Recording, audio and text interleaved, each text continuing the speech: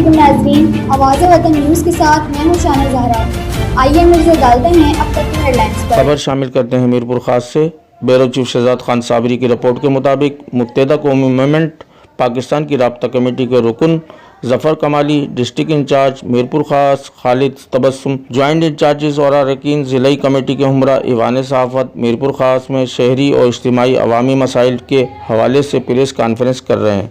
اس حوالے سے دیکھیے یہ رپورٹ۔ اور ایمرجنسی وارڈ کو مکمل بند کر کے میرپور خاص کے لاکھوں شہریوں کو علاج کی فوری سہولت سے محروم دشمنی کی وجہ سے آج میرپور خاص سمیت ڈویژن کے 3 اضلاع تھرپارکر اور عمرکوٹ میں گزشتہ کئی سالوں سے 2500 اسکول بند پڑے ہیں۔ 313 گرلز اسکول نہ صرف واش روم کی بنیادی سہولت سے میرپور خاص میں کارڈیو وارڈ، ایمرجنسی وارڈ بحال کر کے امراض قلب کا NICUD اسپتال قائم کیا جائے۔